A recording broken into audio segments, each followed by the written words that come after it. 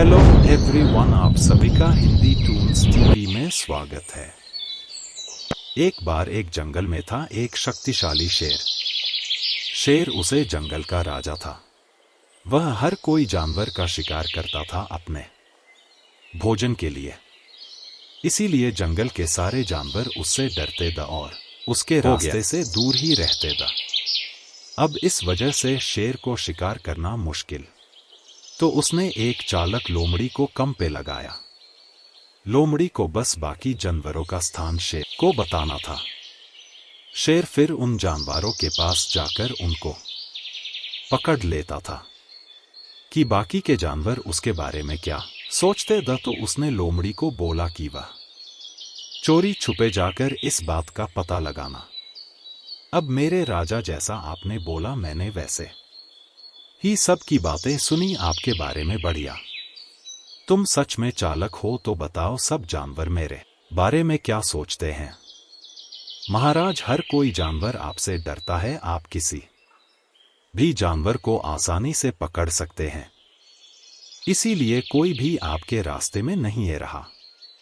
आप ही इस जंगल के राजा हो और इस जंगल में आपकी बराबरी करने वाला और कोई नहीं। तुम क्या सोचते हो मेरे बारे में? मेरा जैसा इस जंगल में और कोई नहीं, मैं ही सबसे शक्तिशाली हूं और मुझसे बेहतर कोई भी नहीं। क्या आपको लगता है कि आपसे बेहतर और कोई नहीं? अगर मैं आपको जानवरों की गुप्त जगह नहीं बताता तो आप खुद शिकार कर ही नहीं पाते। शरीर का बाल कोई मैंने नहीं रखता, अगर खुश शिकार भी नहीं कर सकते। अगर मैं एक दिन भी छुट्टी ले लूं तो तभी शेर को मेरा महत्व पता चलेगा। मेरे बिना उसका जीवन चलेगा अगले मुश्किल है। शेर के पास नहीं आया। शेर इंतजार करते करते परेशान होकर खुद शिकार करने निकल गया। दूर उसको एक खरगोश नजर आया। शेर धीरे से खरगोश की ओर गया। उसी समय खरगोश को कदमों की आहट सुनाई दी और देखना चाहता था कि वहां कौन है। खरगोश ने वहां से भागने की कोशिश की, पर तो वह शेर के पंजे में फंस गया। इसी दौरान उसे रास्ते एक हिरन आया जिसने शेर का ध्यान खींचा। शेर अब खरगोश को छोड़कर हिरन के पीछे दौड़ने लगा। हिरन ने देखा कि शेर उसकी ओर आ रहा है और तुरंत तेज रफ्तार से वहां से भाग निकाला। शेर उसके पीछे पीछे गया, पर हिरन इतना तेज था कि शेर उसको पकड़ ही नहीं पाया। फिर अब निराश हो गया और वापस उसी स्थान पर गया जहां पर उसने खरगोश को पकड़ा, पर खरगोश तो वहां था ही नहीं। वो के शेर को पछतावा होने लगा कि अगर उसको हिरन का लालच नहीं होता तो अब तक उसको कम से कम खरगोश तो खाने को मिलता। दूर से लोमड़ी ये सब देखकर मजे ले रहा था। शेर घमंडी नहीं बल्कि लालची भी है, इसीलिए गया। उसके हाथ कुछ भी नहीं आया, जो था वो भी चला। बहुत पुरानी बात है, एक विशाल जंगल में बहुत से पशु पक्षी रहा करते थे। उनके बीच एक रंगीला नाम का बड़ा ही नेक हिरन भी रहता था। वह बहुत ही मेहनती, मिलनसार और परोपकारी था। वो अपने मन, कर्म और वचन से सबका ख्याल रखता था। किसी का स्वास्थ्य खराब होने पर वो हालचाल लेने के साथ साथ उसके उपचार की भी व्यवस्था करता था। वह जहाँ रहता था वहाँ अपने मेहनत से चारों तरफ हरियाली फैलाए रहता था। एक बार रंगीला स्वयं बीमार पड़ गया। उसे ऐसा बुखार चढ़ा कि उतरने का नाम ही नहीं ले रहा था। उसने स्वयं कुछ जड़ी बूटियां खाई लेकिन कोई लाभ नहीं हुआ। उसकी बीमारी की खबर जंगल में फैल चुकी थी, लेकिन उसे देखने के लिए कोई नहीं आया। तब उसका मन अधिक मुरझा गया। उससे उठा नहीं जा रहा था। फिर भी वो उठकर कुछ आगे आया और उसने देखा दो हिरन उसके इलाके में आ गई। वो बड़ी बड़ी हरी हरी घास खा रहे थे। उन्होंने जब रंगीला को देखा तो मुस्कुराने लगे। अरे रंगीला, कैसी है तुम्हारी तबीयत? हम तो तुमसे ही मिलने आए हैं, तुम्हारा हाल चाल जानने आए हैं। सुना तुम्हारी तबीयत बहुत खराब है, तो हमसे रहा नहीं गया, इसीलिए अब बताओ कैसी तबीयत है? तबीयत में कुछ फर्क नहीं आए, अब कोई दूसरी दवा लेनी पड़ेगी।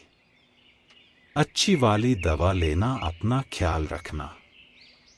तुम आराम करो, हम चलते हैं।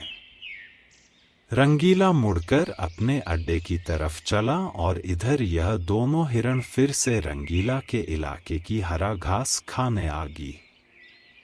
मैंने इस जगह के बारे में जितना सुना था उससे भी अच्छा पाया। रंगीला ने बड़ी मेहनत से गुलशन सजाया है, चारों तरफ हरियाली हरियाली है, देखकर और खाकर तबीयत हर्री हो गई।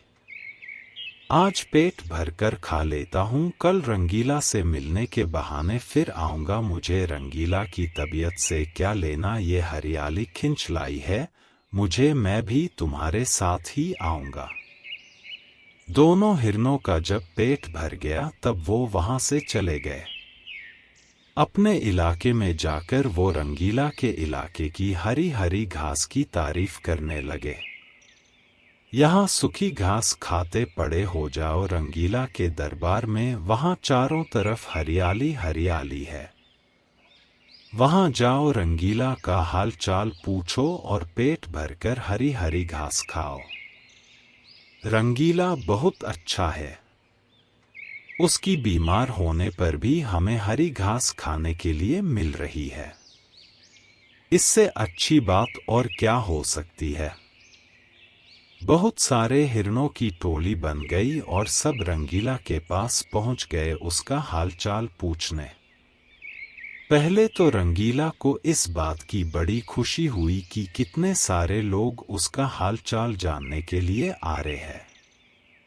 उसके बाद का नजारा देखकर उसका सर ही चकरा गया। सारे हिरण उसके इलाके की घास खाने में जट गए थे। कुछ हिरण फल भी खा रहे थे, उनके पास सर उठाकर इधर उधर देखने की भी फुर्सत नहीं थी। रंगीला बेचारा मन ही मन सोचने लगा कि यह लोग मेरे पास दो घड़ी भी नहीं रुके और घास खाने के लिए जुट गए। अब यह हाल रहा तुम मेरे इलाके की सारी घास खत्म हो जाएगी, मेरे खाने के लिए भी कुछ विशेष नहीं बचेगा। कुछ देर बाद रंगीला का एक मित्र मोनू भालू आ गया। उसे कहा, दोस्त, मैं तुम्हारे लिए औषधि की तलाश में गया था और मुझे बहुत दूर जाना पड़ा। औषधि तो मिल गई लेकिन आने में देरी हो गई, लो और जल्दी से ठीक हो जाओ। रंगीला में औषधि खाई और उसे कुछ समय के बाद आराम मिलने लगा। उसका दोस्त मोनू उसके साथ ही रुका रहा। 2 दिन के बाद रंगीला की तबीयत ठीक हो गई, लेकिन उसके खाने के लिए कुछ भी फल बचा नहीं था। उसकी सारी मेहनत पर पानी फिर गया था। उदास हो गया दोस्त रंगीला, मैं जानता हूँ ये मतलब का संसार है। ज्यादातर सब दोस्ती का दिखावा करते हैं, सब अपने फायदे की सोचते हैं। तुम चिंता मत करो, हम दोनों मिलकर गुलशन सजाएंगे, एक नई दुनिया बनाएंगे।